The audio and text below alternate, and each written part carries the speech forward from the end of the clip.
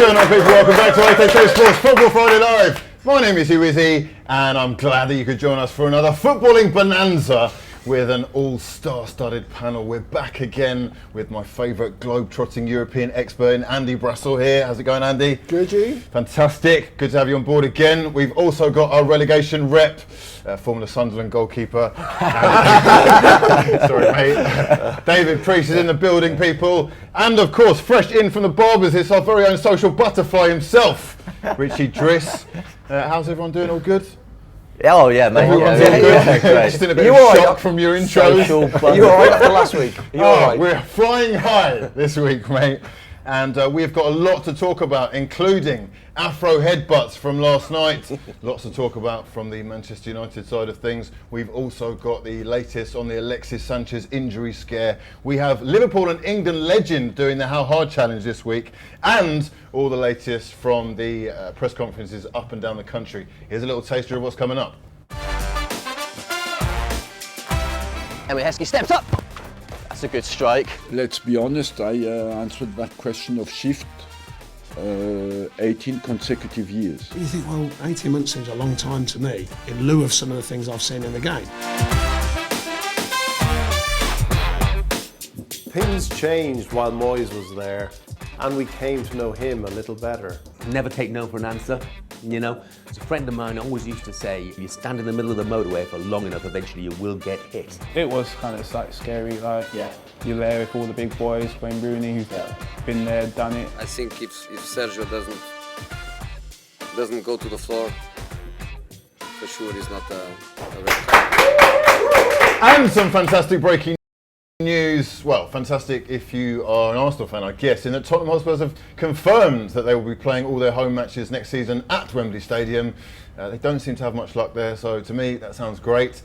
We want to know your thoughts on that, and also here's Richie with how you can get involved in the show today. Basically, we want as many comments, as many questions for the panel as possible. Richie, how can people get involved? Yeah, what Hugh said. So we're running another vote, and never mind the politics. This is the only vote that matters. We want to know, so far this season, who've been the biggest underachievers so far. So I've got some options for you. Of course, if you're on Facebook, hit the love button for Manchester United, the laughing face for Manchester City, the crying face for Liverpool, and the wow face for Arsenal. Get involved on Twitter as well, using the hashtag 888FFL. And I do have to point out that Manchester United have actually won a trophy this season and do stand a chance of winning another one. So they shouldn't be the underachievers. I mean, we're talking Mickey Mouse level trophies, really, aren't we? By definition, in fact. So I'm questioning where you're coming from there. Let's not be totally delusional about this. Manchester United is certainly up for being flops of the season. That's why they're up there. However, crying faces, we associate them with, who is it? Liverpool. However, I had a crying face last night myself because I had to endure 90 minutes of, quite frankly, atrocious football. Tactical football. Yeah, tactical masterclass is what they're calling it. However, it was dire, to say the least. The one highlight, I guess, was when Marouane Fellaini completely lost his nuts. What did there? With Sergio Aguero. And yeah, Jose Mourinho's been very quick to jump to his defence. Here's exactly what the Manchester United manager had to say. Marwan says that it's a red card because he's Marwan. Martin Atkinson told me that in his opinion is a red card. I saw Aguero in the tunnel and no broken nose, no broken head. His face is nice as always. So I'm not so sure. I think if Sergio doesn't go to the floor, for sure it's not a red card. But if Marwan gave him the chance to do that. I mean, I don't know what planet he's on, but surely that was a red card. He did headbutt him in the head. Well, it's not always master of doing that in a high profile game. Didn't go head to head, did he? He went head to chest. You can't blame Aguero for going down. I mean, you don't know what's in that hair. Anything could pop out. I mean, that's why I'm sat here now. Someone actually put it to me that Fellaini was the worst person to get headbutted by it, but surely with that extra cushioning, he's the best guy to get headbutted. It's like when you fall over on 4G, you think this is quite comfortable, right? I'll get up again. So the bouncy castle. In all seriousness though, is it that he was kind of I suppose Aguero in some way has instigated it, and he's got away scot-free. So Mourinho's got that kind of argument to come from. I do think that Fellaini deserved the red, but surely Aguero deserves some kind of punishment as well. Maybe. No? I don't know. I just don't think you can't be going around doing that. And it's something that's endemic in Fellaini's career, just this streak of recklessness, which when you consider he's a player with very little imagination, is a whole other side to his character. And it's infuriating, I would have thought, to them, especially in the running, especially when they're stretched already through injuries as well. So if Mourinho's not very annoyed behind the scenes, I'd be quite surprised. It's taken tactics to another level, though, isn't it? It is that was like a tactical game played by Aguero. Oh, without doubt. He's the aggressor initially, and then he's the one that's going down as the victim. It's just not very smart all in all from Fellaini, though. He's literally just been pulled up for the foul. It was like a few seconds later. Walk away. Yeah, but he's got previous, like we said, you know, he's liable to do that, and you get that close to a player's face, you know, you give them the chance to go down, whether there's contact or how hard the contact is anyway. I mean, in that situation, it's not like, you know, people say, well, what's he doing? He's lost his head there, and people talk about the red mist, but you don't know what you're doing in those situations, really. I mean, you can forgive him for that. You know, you've got the occasion, you've got the adrenaline, you've got the crowds, you know, your blood's pumping through your body, and sometimes I've been in situations myself where you see yourself on the TV that night and you think, you know, you can't recognise yourself. What were you doing? Have you ever done something like reckless abandon type? Do you know what? In one game, I kind of on the pitch we're talking about. Yeah, yeah. I mean, there was once somebody stood on my toes when I was collecting the ball. I caught the ball. They've come close, stood on my toes. They've known they've done that, and I give a bit of a Zidane sort of head into their chest, and I got a penalty against me. It wasn't just sort of like a coming together. So I got a penalty against me and a yellow card. But it's... So you semi got away with it then? Not really, because I didn't save the penalty. Okay. So if I'd saved the penalty, I would have been all right. I would have thought, yeah.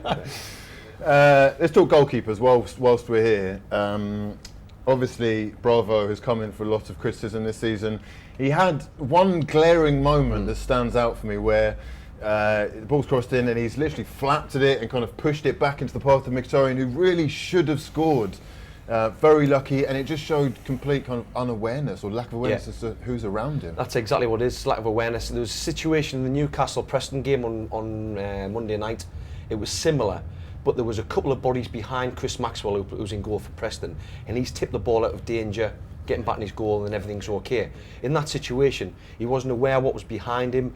In that instance, it was Otamendi, and the ball was either going to go to Otamendi or was going to go out of play. Yeah. There was no need for him getting involved, and it is a case of in his debut game against Manchester United, when he's come for that cross. It's very brave, very positive.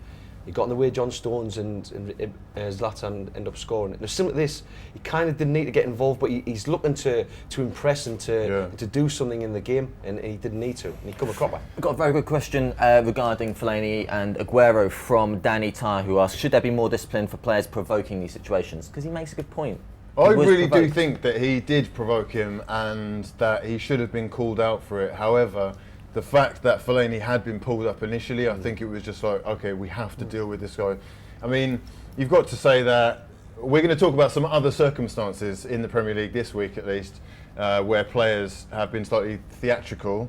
But it seems to be like a natural reaction to getting headbutted. You go down. I mean, you can't really say anything much about it. You know? He's not the only person who does it, but. With regards to Fellaini, the type of performance that Mourinho has been putting in lately, this defensive, resolute performances, like where it seems like he's refound his tactics book, and he's not just letting players go out there. You know, I think for a while when he went back to Chelsea and now at United, he's trying to give the players a bit more freedom, played a bit more expansive. That's not him. Yeah. That's not what running trophies at Porto or Inter Milan when he first went to Chelsea. This is what he's good at. And if you're going to play that type of football, you've got to be disciplined mentally as well as tactically as well. And if he's going to do the job that he wants Mourinho to do, Fellaini can't be doing that. He can't be reacting Mm. because he's going to be an instigator in a lot of these situations. Another question in from Joe. From Joe Priest. Any relation? Not that I know of, no. Not that you know of. Mourinho stood by Fellaini, and look what's happened. He's sent off for another joke of a performance within 15 seconds of getting a yellow card. Is he going to be at Manchester United next season? I just think he gets so much harsh treatment though, really, because he has been really useful for them. He's played in all sorts of positions, and as much as he doesn't strike me as the most versatile player, for what Mourinho tries to do, he's actually perfect. Oh, he is in a way as well, and he was for Van Gaal as well. I mean, we talk about Zlatan Ibrahimovic as being the ultimate get-out, circumventing the need to play decent football. In a way, Fellaini's that, isn't he? And, you know, he was last season when they stuck him up front on occasion, and it's something that happened right at the start of his career in England when Everton did the same. They put him up top to stick it in the mixer. But that's how he's flourished though under Mourinho, especially initially, because he simplified his game. He played he'd been played a little bit further forward under Van Gaal. This time he just brought him back a little bit, won the ball, give it, and he looked a great player.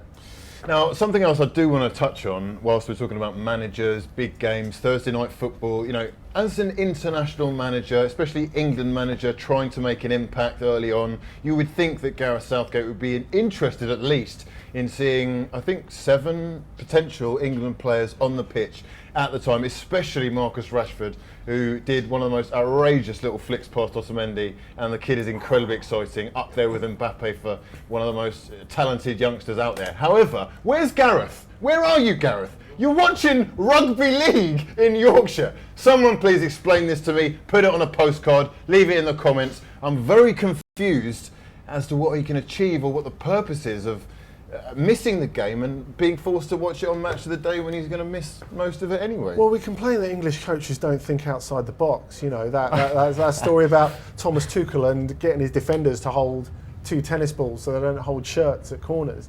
You know, maybe Southgate's looking for something a little different there, crossing codes. But it is funny, and we were talking about this with our esteemed producer beforehand, and me and him both came to the same conclusion at exactly the same time. Whatever people criticise Sven-Göran Eriksson for, he went to so many games while he was over here. There's something that overseas managers of national teams are criticised for, sort of doing it by correspondence. Like Gus Hiddink, when he was in charge of Turkey, people complained that he didn't go and see any games, he didn't know any of the players. Sven did all of that. You know, he really put the hard yards in. So for Southgate not to do that, I agree, it's a little unusual. Now, on to this week's top 5, which stars my main man, the Chilean god himself, double Copa America winner, who has been the shining light in one of the most dreadful seasons in living memory for Arsenal Football Club. It's Alexis Sanchez.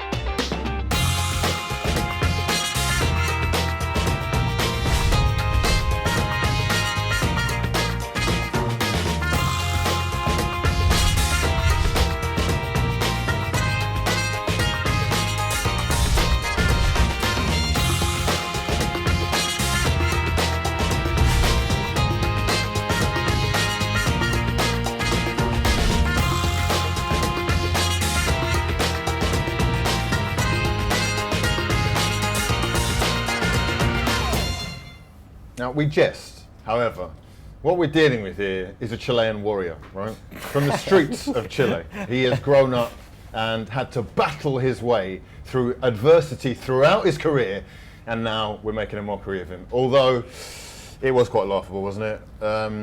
Let's talk about Fuchs versus Alexis. Drama personified. It was really silly from Christian Fuchs. I'm really liking having you on the show, mate. He's deliberately throwing the ball at him. Right. And I don't think Sanchez is trying to necessarily pretending to be injured as such, as drawing the referee's attention to what's happened. Right. And I can understand where players are coming from when that happens. I know he's been mocked for it, but I understand what he's doing. I mean, he's put out this... It's like when we were talking about the Aguero before. You know, it's something like earlier in the season, we talked about how well Leicester adapted to the Champions League. And when Sami and Nasri got sent off, which arguably clinched that last 16 game for Leicester, he got completely played by Vardy. Yeah. Vardy wasn't hurt. He was just drawing the referee's attention to something that Nasri actually did. Now, I can see David, he just really wants to get involved here. However, before you do, can we just accept that he was provoked, that it was unnecessary from Fuchs, especially when he needed to get the ball into the area, and, if anything, whilst they're kind of both in the wrong in my eyes and should both have been booked, surely it's the referee's job to warn Alexis, which he didn't do. Yeah, he was trying to bring it to his attention. Yeah, but if you look at a different situation, if you look in the middle of a park when there's a cheap free kick given away, and the defending team they need to set up, so they're sitting a man right in front just to stop the opposition taking a quick free kick.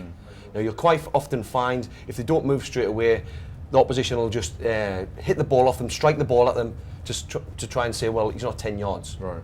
So he brings it to attention. That's exactly the same, in my mind, that's the same as what Christian Fuchs did.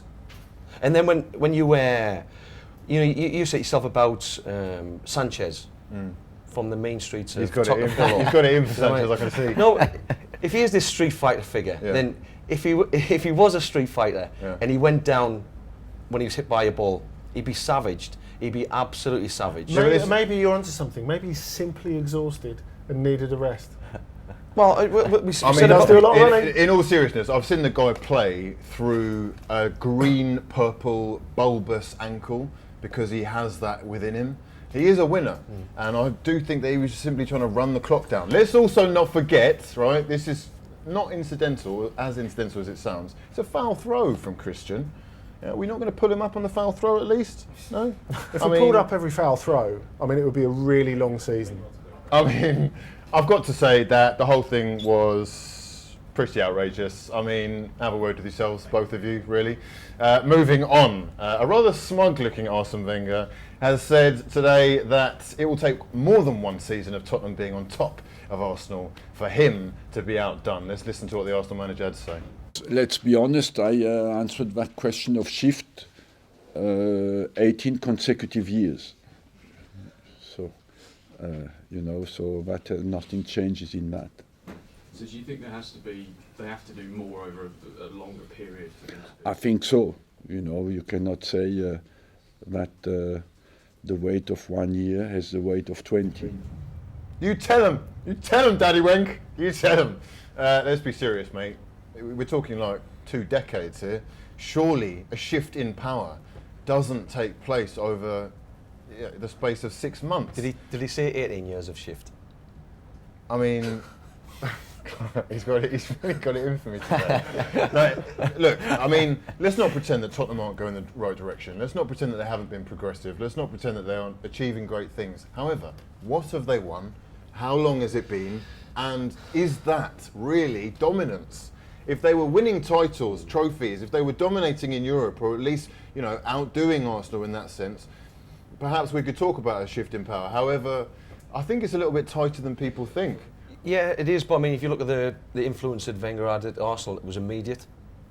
Right. And he started winning things in the first couple of seasons, Are you saying that Pochettino hasn't been as impressive? No, not at all. Maybe he hasn't come into a team, or he hasn't recruited in the same way. He's recruited young players, but they're not in the same league as Vieira or Henry and people like that who are world champions. But the landscape is completely different. That is completely more different. Competitive now. Yeah, much more competitive. And I think Wenger was so far ahead of everyone else. And people always talk about that as if Arsenal bought success in that era, but he made Vieira and Henry and Petit into the players that they were. Vieira was a Milan reserve when he arrived, and Wenger saw that in him and made him into the guy who went on and won the World Cup and etc., and became the best defensive midfielder in the world. And you could argue that now Pochettino is starting off doing those things in a more competitive environment, and the way that he's brought on Dele Alli. Harry Caine is a really good example. Harry Caine, who people forget he was completely written off when he was on loan at 9 loan spells, isn't it? And Leicester and Leyton Orient. Right. I was looking at how far Leicester had come a short while ago, and going back to when they lost in the semis of the playoffs in 2013. He was on the bench. He was on the bench, and he came on and missed a sitter that could have put them through. It's like, my goodness, you know, this guy's never going to make it at Tottenham. Well, he's definitely he's turning gems into, you know, at least having, you know, links to moves to Real Madrid and whatnot. But talking about Dele Alli being a £100 million player or whatever it is, ridiculous figures in my eyes. But you know, these are some of the most exciting players out there right now. But has Wenger redefined what success is because of this thing about qualifying for the Champions League every year? If Tottenham do that, is that success for them? I'd say so, yeah. Because I think what he's building now, he's building that. He's building a consistency.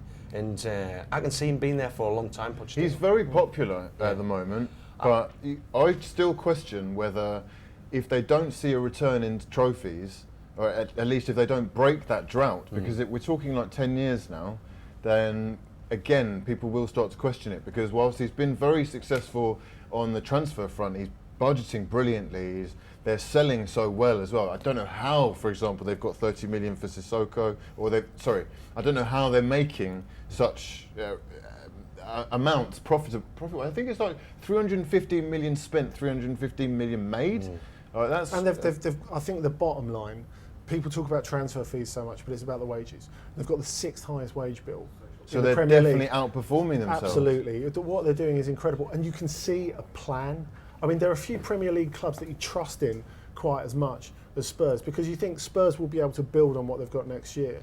Now, with Chelsea, even if Antonio Conte stays, which is not a given, you think, well, they've got to cope with the Champions League next season, and he's not always been great about balancing and sparing players. You know, Juventus didn't do great in the Champions League until he left.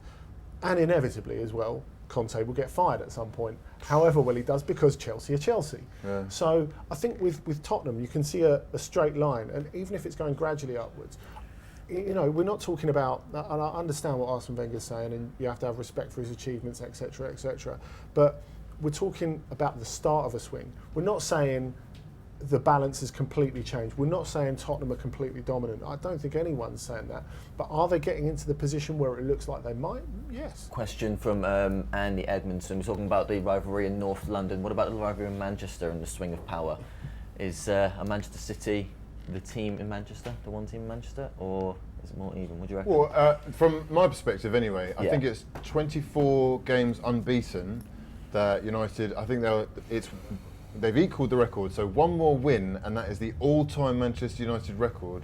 I think that's outstanding. However, but how many of them are draws? It's the most I know devil's in the details, isn't it? People are saying this, and yet I find it astounding that they have basically gone on that run and have only managed to achieve a highest of 5th.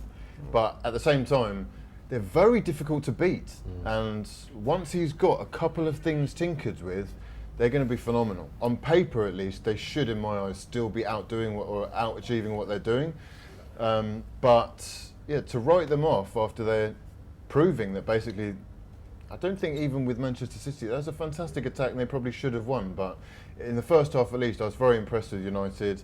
Whilst they had Mkhitaryan through the middle, at least, they looked like they had an answer. And you know, are we at the stage now, basically, where we're writing them off because they have this like ridiculous fixture list, Europa League still going on? You don't think so? No, I just think Mourinho needs to get back to what he does best, what he's been doing lately. What he does best was what they were doing yesterday, which is pretty much backing off and doing as little as possible. But he got what he wanted. They didn't want to lose that game. Right. That was paramount to him. I get the feeling that's his philosophy, like full stop. Don't want to lose. Yeah, but it is, and he's got this idea where he's went there to play the Manchester United way, whether he's buying that or not, or whether it's just paying lip service to the fans. I don't know about that. But he just needs to make them, like I said, unbeatable and hard to beat. And once he does that and it gets into his way of doing things, that's when they'll become successful. Also, regarding the shift in power, going back to North London, with Spurs playing at Wembley Stadium next year, Stel Stiliano makes a very, very good point. Spurs could struggle next season as all their home games will be at Wembley. Teams will look forward to going there, especially ones that hardly ever get to play there. Yeah, I think that's a great point. I find that with the England internationals, it's almost like everyone wants to raise their game. They know that's their chance in the shop window to put themselves in the shop window. But don't you think it's different, Premier League to Europe? I mean, because I spoke to a couple of the people around Monaco about them playing there in the first game of the season. They're like, it was the best week of the season. They stayed in the Hilton opposite Wembley. Living large. I know. They said it was amazing. You just open the curtains and there it is, the most iconic stadium perhaps in world football. But you know what? I don't think visiting teams in the Premier League are going to feel that. I think it's going to be entirely different. It's not like, you know, oh, this is me coming to another country and crossing over to, like, you know, a stadium that I dreamt of as a kid. It's going to be, oh, yeah, okay. I mean, it'll be a little novelty for a bit, and then I think it'll wear off. I definitely get that, but I also kind of see if Watford or Hull, you know, go to Wembley, that guys, they're going to be up for it. They're going to be up for it. And what about cup games? Is this included in cup games? Home cup games? Yeah. So, yeah. If Lincoln draw them in the cup away? Don't you think it's more a case of them missing White Hart Lane? Because I think as far as London stadiums go, certainly, it's so intimidating, especially for night matches, and they're really going to miss that. I mean, it's one thing getting the crowd in. To keep a crowd of that size up for that long, that's what Tottenham found difficult in the Champions League fixtures that I went to. You know, and it's the fact that because it's Wembley, there are quite a lot of tourists. They're not all hardcore Spur fans, and I think that makes it quite tough. You look at West Ham this season, the problem they've had, not just going to a new stadium, but going to a new training ground as well. And it's getting used to the sort of the dimensions and your perception of the ground. And I think it'll make a lot of the Premier League games there, not just for Tottenham, for both sides, it's going to be a bit more of a flip up. I get the feeling that, I don't know the dimensions of the pitches, but I get the feeling that Wembley is a lot wider, and that yeah, but I mean, I feel a similar type of thing when Arsenal played some time at Wembley as well, and we were used to the Highbury pitch, which is very close in, and it really did change the way that we had to do things. But as a player, it's the surroundings, because it's far away from the pitch, it's vast. I always got the feeling that, so if you went to somewhere like Celtic Park, 60,000 people, it might be in the same dimension of the pitch, but because of the vast arena, it actually made it look and feel a lot bigger. Right. And that affects your vision, your passing range and everything. And to getting used to that, and it could help them, but it'll take them a long time again there. And like I said, I think it'll make it a bit of a flip up when teams play there. Now, one team that probably won't be going to Wembley next season is Sunderland, and after losing to Middlesbrough, David Moyes claimed he's not used to losing. So our very own Dion Fanning has decided to investigate the self-styled deluded one. When Moyes became Manchester United manager, Alex Ferguson appeared to believe he was appointing a successor in his own image. As it unravelled at Old Trafford, we learned that Ferguson, who knew so much about what motivates men, might not have known himself very well if he thought Moyes represented continuity.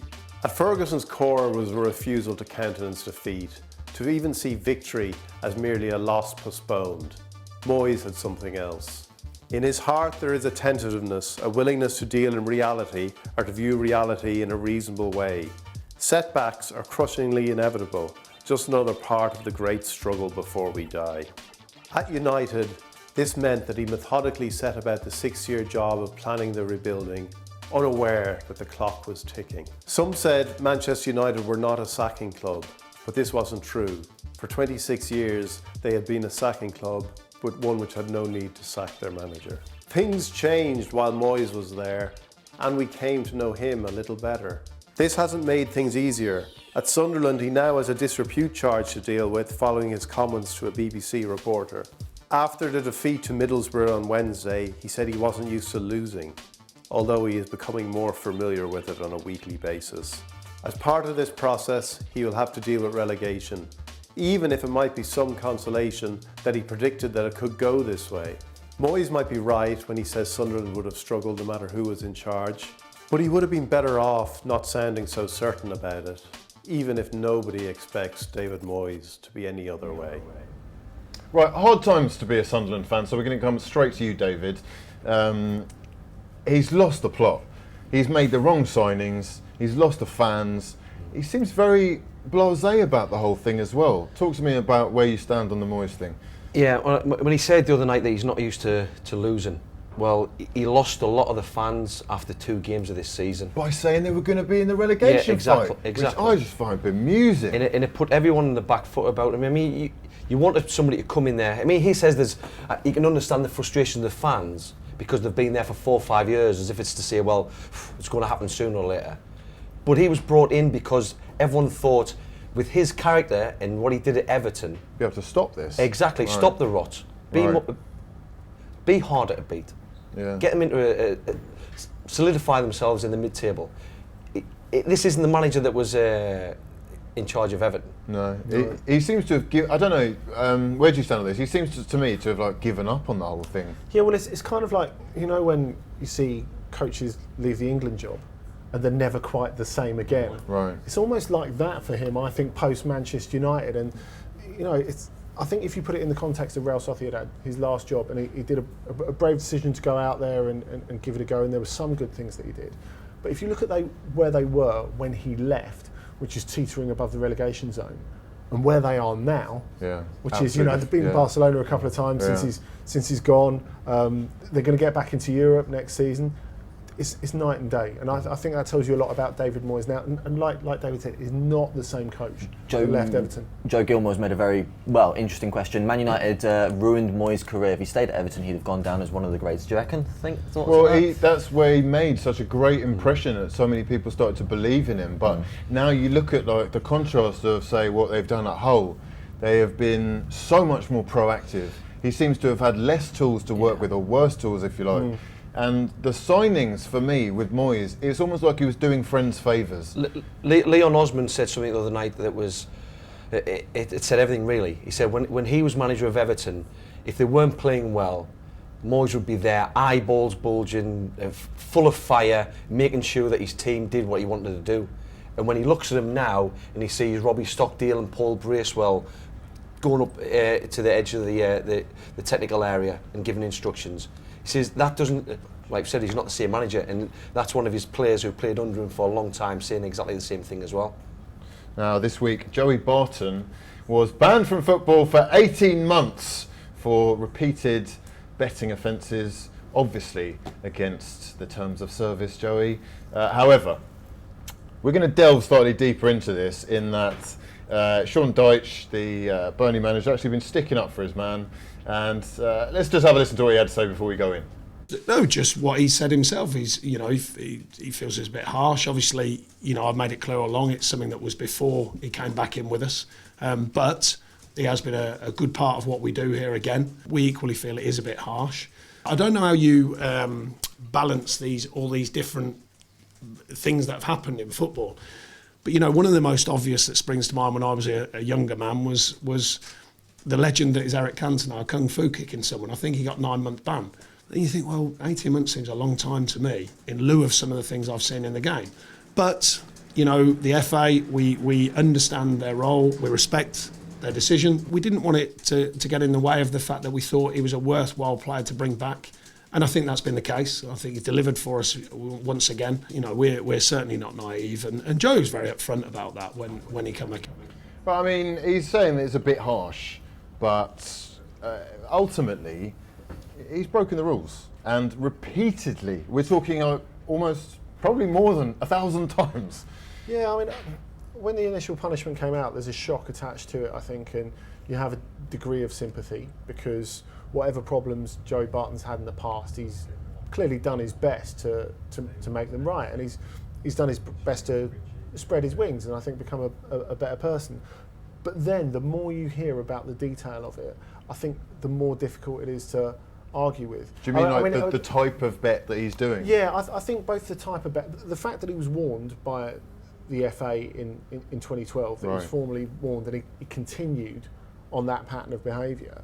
And yeah, the type of bet as well. I mean, he said, well, no one's questioning my integrity. I think it is a question of the game's integrity. He bet against his own team. Yeah. For whatever reason he did that. And I quite like the line where he said, "Well, it was when I was left out of the team and felt a little bit vindictive," which was amusing in a way. But that is the whole. I actually find that really worrying. Yeah, it's not about. He's not been accused of match fixing. Of course, he's not been accused of match fixing. But it's just. It lends itself way too closely to that because he's got such inside information. Exactly. It's a really, really dodgy area. David, how do you feel about this? He's not won much money, but then really that's besides the point. Yeah, it is. I mean, I find it difficult to fathom Joey out and who he really is, and I think that's... Because he comes across so well sometimes, right? Yeah, That's it. I mean, he's obviously fighting things, and like Andy said, it's fair play to him for facing them and trying to make himself a better person, you know. But at the same time, if he's the intelligent person that he tells us he is, then it's difficult for him for me to sort of reconcile with the fact that he knew that what he was doing was wrong, and yeah. It's a difficult situation. I mean, I think my mind had changed on Joey Barton when he managed to turn soft, sweet, innocent Abu Diaby, who wouldn't hurt a fly, into an absolute monster machine who was willing to risk his career in front of hundreds of thousands. However, I don't see that punishment as being too harsh, which I think a lot of people are, because it's repeated offences. And they've said that was the minimum that they could give him as well, 18 months. Well, that's it. You said in the meeting before, it's not like it's just you compare it to another. Sean Dyche compared it to Eric Cantona. Right. Yeah, you can't compare it to one particular instance because it's 1,000+ instances of the same offence. That's it. We've got to top those up, mate. Aaron Ford's made a very, very good point. His punishment isn't too harsh, others are just too lenient. Agree? Exactly, yeah. Yeah, I'd agree with that, certainly would. Now, it's been an incredibly tough season for West Ham. Slaven Bilic has not had his way. We've had the Payet drama and more. And now, on his hands, he's got the battle to keep hold of one of their best players, Mikel Antonio, who has risen through the ranks through non-league football. And our very own Richie Driss went to speak to him, and here's what he had to say. You haven't had the sort of career that your average footballer has. You didn't come through, say, the West Ham youth development team. You started playing non-league football and then built yourself up from there. How do you think that's helped you in your career? It's given me the resilience that I need, because I've had loads of knockbacks in my career, in my life, and it just made me feel the resilience that if someone knocks me back, it's all about opinion, so someone else might like me. So it's kind of helped me to where I am. You're a versatile player, let's be honest. You played in defence, midfield and attack this season. Where is your favourite position though to play? On the wing. And is that your best position, would you say, as well? Yeah, definitely. That's the position for me. I've been playing there for the last 8 years and I just know it inside out. You've been called up to the England squad and been fortunate enough to train alongside the England team while not yet making your debut. How was that first training session with the England team? It was kind of scary. You're there with all the big boys, Wayne Rooney, who's been there, done it. Harry Caine always scoring goals and stuff like that. He was decent, he was sharp. But it's just one of those things where I train with West Ham, there's quality players there and stuff like that. So it's just one of those things where it's a great experience. West Ham's new stadium may have been a factor in West Ham not playing as well this season. There was a lot of change in this season. We've changed training ground, we changed stadium. So many factors go into one. But if we win the next 3-4 games, we can finish the season 9th. So it's just naturally different, but it's just one of the things where it's going to take a couple of years for the fans to get used to it, and then the atmosphere will be amazing. It's very interesting, isn't it? We're trying to see the fortunes of West Ham turned around, but with this taxpayer-subsidised stadium on their hands, they can only afford to pay one of their best players 35 grand a week. The guy deserves an upped contract, surely. Is he just a victim of having signed on before anyone knew who he was? Yeah, I agree. I asked him about his future at West Ham, and obviously being media trained, he was very cagey because he's 27, 28 years old now. He's got 3 or 4 years left on his contract, and he's only at £35,000. Well, I say only, compared to other players. But, I mean, in all seriousness, for a Premier League player who scored, is he their top scorer? He's certainly scored the most headed goals in the Premier League for them. I mean, over the last... He's been one of their highlights over this season. And give the guy the new deal, surely. Or are we going to see him bought by a bigger club? Yeah, he kept his cards very close to his chest and he's like, oh, my only focus is West Ham. Obviously a very typically media-trained answer. And then it's come out in the paper now that he wants a new contract. Andy, he's very versatile. He's shown himself to be quite useful playing at, wing back, on the wing, even up front. Does he have in his locker to play at a bigger club? Maybe.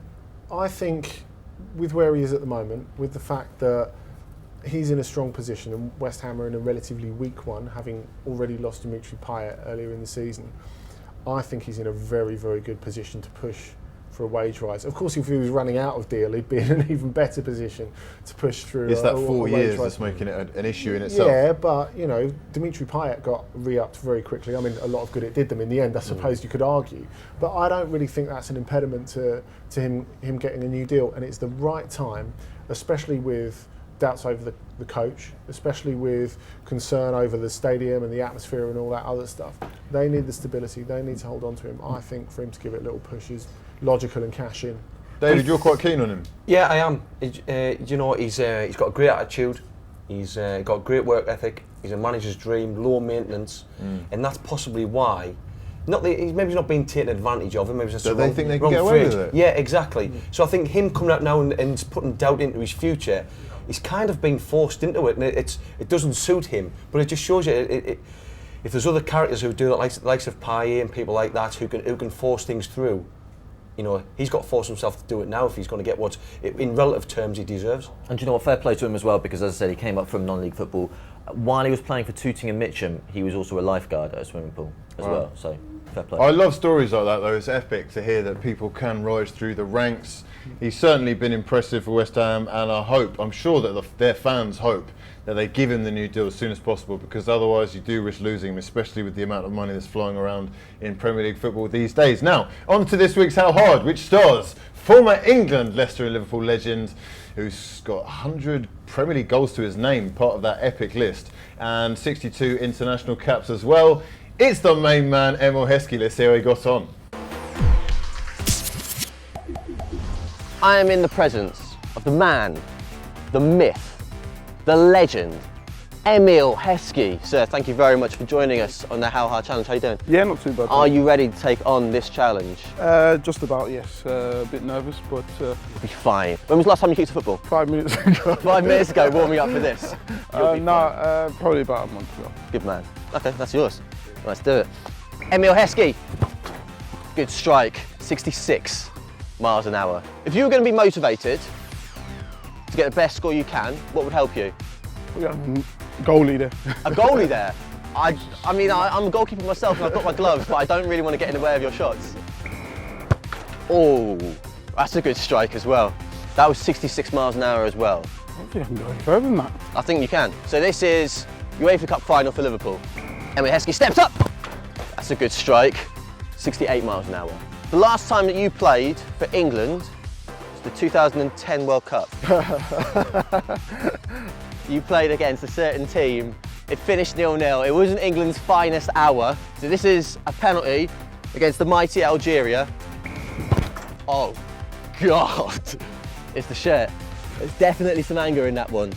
That was 69. Oh, was it? That was 69 miles an hour. The thing is, they don't feel any different. Emil Heskey has come through and taken on the How Hard Challenge, and you got 69 miles an hour, so equal with Sir Les. Emil Heskey, you're going to be taking part in the Star Sixers tournament in July at the O2 Arena, not representing Algeria, representing England, alongside David James, alongside Stephen Gerrard, Michael Owen, Rio Ferdinand. Yeah, 69 miles an hour. Top man. Thank you very much. Thank you, Emil. Not bad, top 4 for Emil, and if you want to see more of Emil Heskey, he will be at the Star Sixes tournament on the 13th to the 15th, I think it is, of July, 16th of July in fact, at the O2 Arena, where you can see the likes of Fernando Morientes, Deco, Ballack, Roberto Carlos, Robert Pires. It's going to be fantastic. I'm going to try and get myself down there. Make sure you check out star6s.com or look up Star Sixes on Google, see how you can get involved yourself. Now, let's just quickly cover Emil before anything.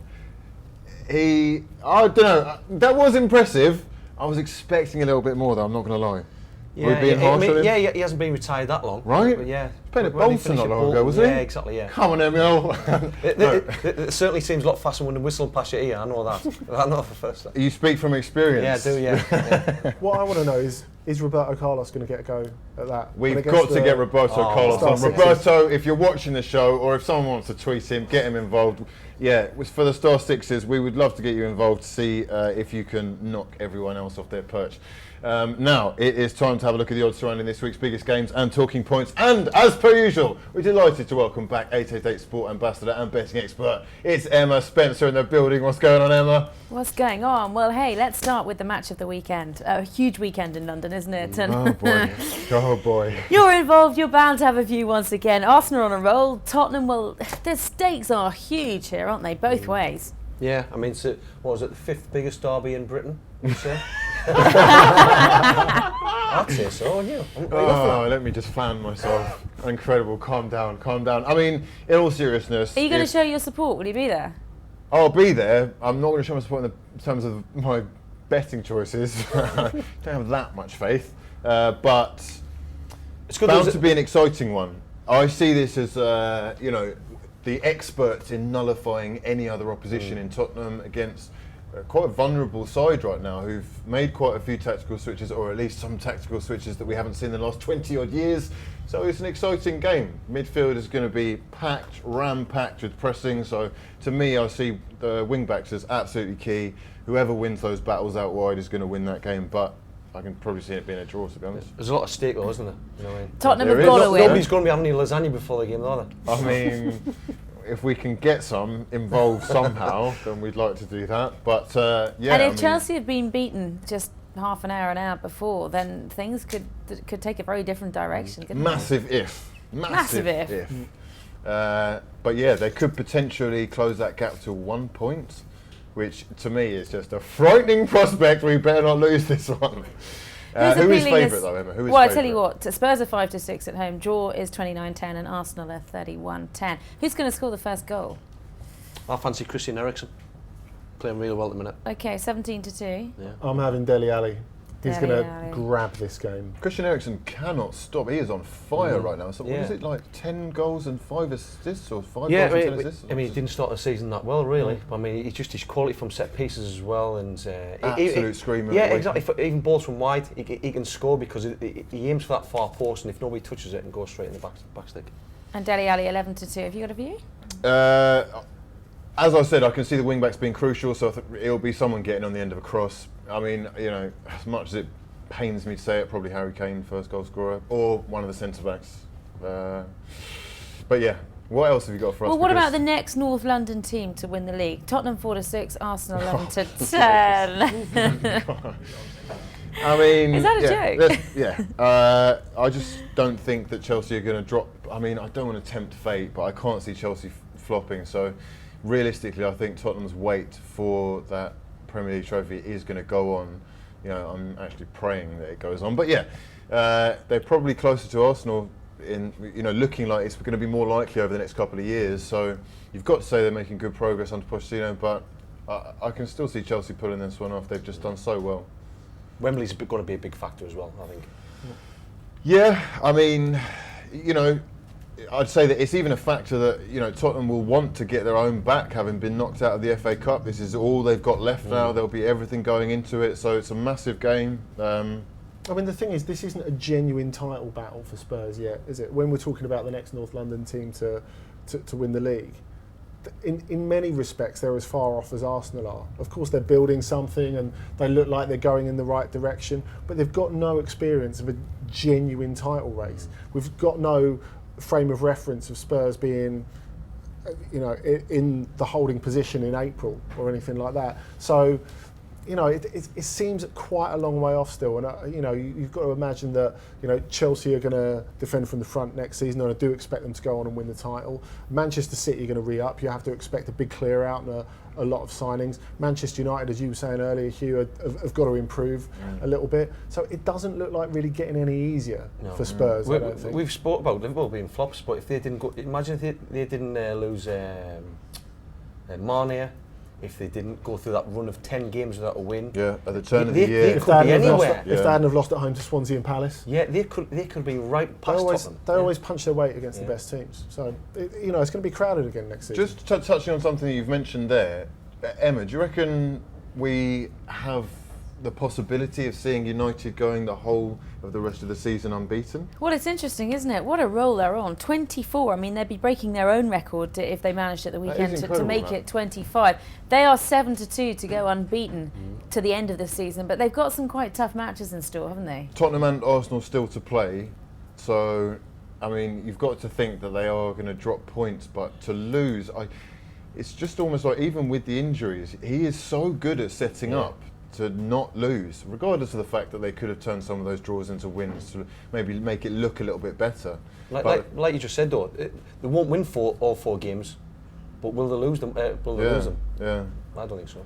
Pogba's not going to be back at the weekend though, although I can't really see Swansea getting the best of them, but yeah. Well, I was just going to change that completely. Huge match, but huge fight on Saturday night. 90,000 sellout at Wembley. Of course, we've got Anthony Joshua against Klitschko, the older professional with the experience against the champ that's turned his life around. What a match in prospect. I'm super pumped for this fight, I'm not going to lie.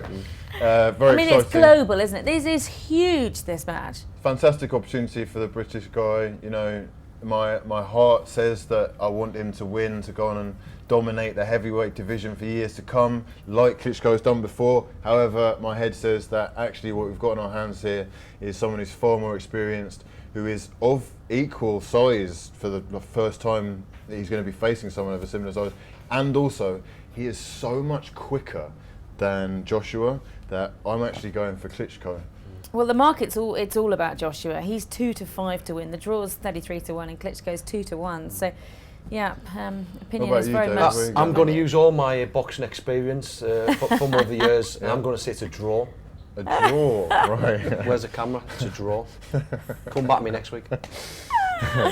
Oh dear. Well, like I said, heavy odds on Joshua to win this big one, but yeah, as I said, absolutely huge, and most Andy, people you're not will getting be out of this one that absolutely. quickly. Hang on a second, Andy. And you're not getting away without giving a view Yeah, here.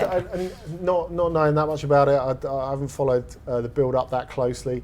I'm going to go for Klitschko simply because I interviewed his older brother, Vitaly, once. I was just overcome with the feeling that he could have crushed me like a peanut. He was a very gentle soul, but if he'd have turned, if I'd have asked him the wrong question. Yeah. So, I'm sure little brother will do the business. Right then, it's now time for this week's betting battle with 888sport.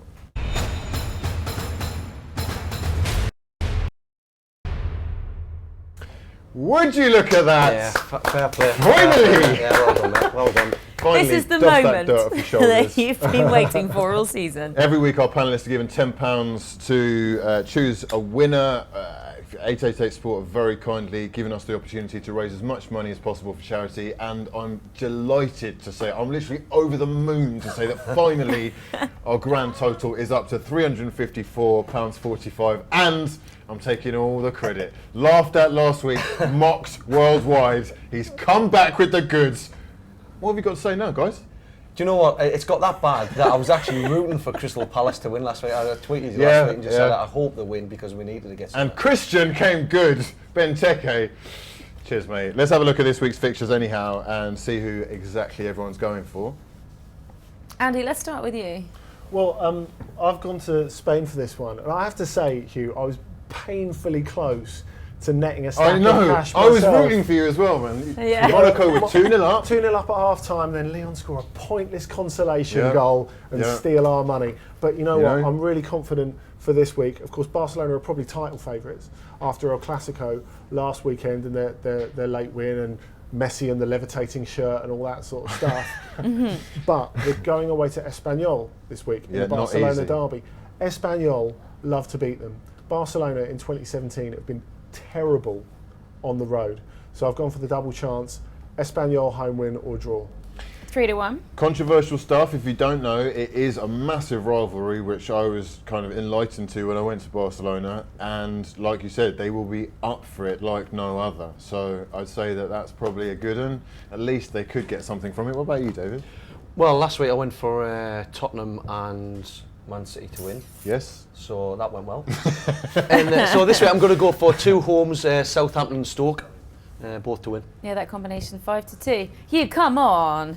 Right, You're on a roll. I haven't made you enough money already. We have been waiting a long time for this monumental moment. I told you though, right? When it comes in big. And this week we're going kind of, sort of semi-big again. I'm going for Klitschko. For not 1, 2, 3, but another fourfold. We're on a roll, so you know we may as well go with it. Klitschko, what kind of odds can I get on that? Okay, so you've Liverpool, City, United, and Klitschko, the four of them. And if that all comes off, 7-1. Liverpool, City, United, Klitschko. I'm comfortable with that. Let us know your thoughts in the comments as well, whether those are good choices or not, or which ones you'll be going for. Any last comments on the choices this week? Is anyone going to come good? Are we going to have another dud week? Nah, I've gone safe. That's all. I've tried to go safe. That's me. I think slow and steady wins the race. But yes, fantastic to finally get a win on the books. Emma, it's an absolute pleasure having you on board as per usual. Thanks again for joining us. Good luck with everyone on the betting battle. Now, like Marcus Rashford trying to draw knowledge, to soak up what he can learn from Zlatan Ibrahimovic, Richie Driss got to talk to the main man, Jeff Stelling, this week. And here is an exclusive interview. If I grow up, I want to be just like you. So what 3 tips could you possibly give me?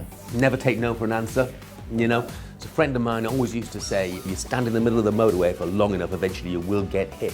Never, ever, you know, take no for an answer. I was turned down for a lot of jobs before I got a chance to do this. If you do get the opportunity, make sure you grasp it with both hands. And by that I mean, do your research, do your work. I'm big into stats, and on Saturdays, I've got so many stats. 99% of them will never get used, but it won't stop me doing them again the next week, so that I do have them available. Third tip is, if you do get there, be nice to everybody on your way up, because as they say, when you're on your way back down, you'll need some help. Tell us about the men's march.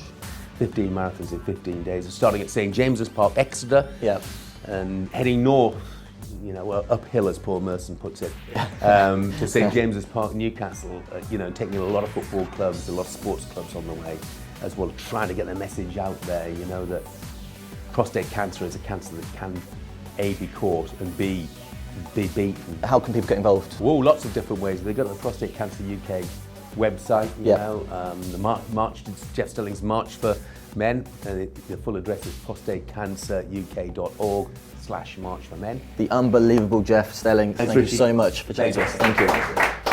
Unbelievable. I mean, could we be any more What a guy. I want to be like you, Jeff. I know, right? What a guy. We're currently looking for Richie. He's somewhere lost in Jeff's sauce. I've got to say, he's an absolute stalwart, and some great advice there for any budding sports journalists.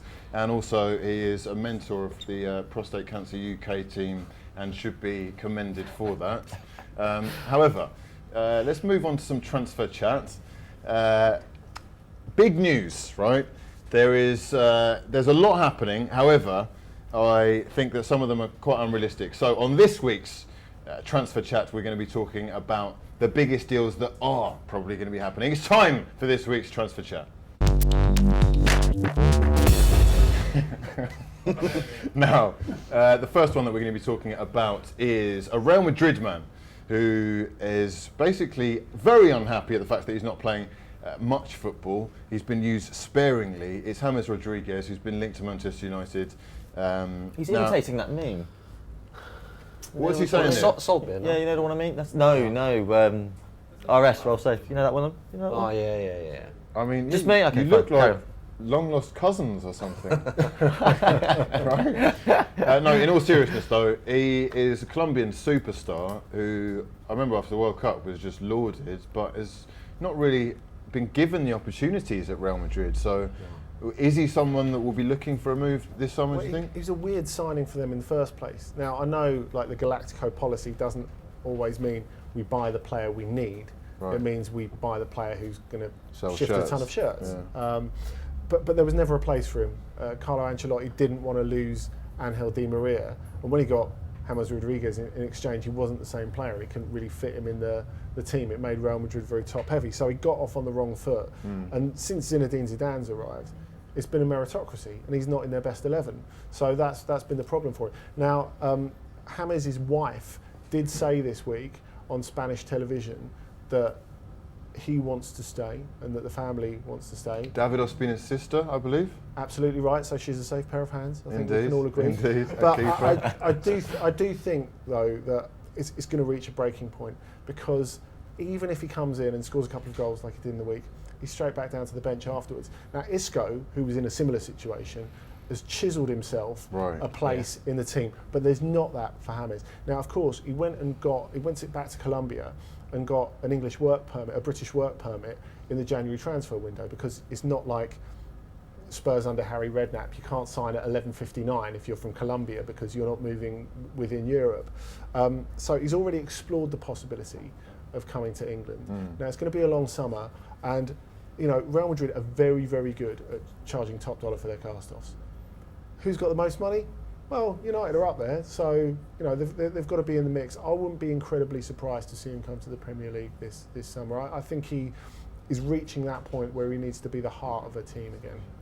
It's, I mean, quite clear that he'll definitely sell shirts as well. So I think he'd fit in. Also, he works brilliantly in 4-4-2 because that's exactly where Claudio Ranieri played him at Monaco, and which is where he looked best. Yeah, and he used the same system at Leicester as he used at Monaco. So basically Riyad Mahrez became his James. Huh. Now, lots of Real Madrid players could be on the move, and obviously they are constantly involved in the biggest rumours. We've got David De Gea, Morata being talked about. Isco, obviously you're saying he'll be the one that they want to keep as he is becoming this absolute superstar. However, let's quickly touch on the fact that Bayern Munich have just secured Kingsley Coleman full-time, which is massive. They've also just signed Thiago Alcantara to a new contract up until 2021. So that's kind of quashing any rumours that he could be coming to the Premier League, which we seem to get every season. However, Pep Guardiola's old side to his new side, he'll be trying to bring in new guys, wing-backs especially. Kyle Walker being mooted as a possible Manchester City signing this summer. What do you think about that, David? Well, I mean, if you want somebody who can run really fast with it, sticking their chest out, then he's got his man. Oh! Below the belt! Someone at Kyle Walker. I want quotations, right? I mean, he's got the ability to get into the areas where Pep wants him.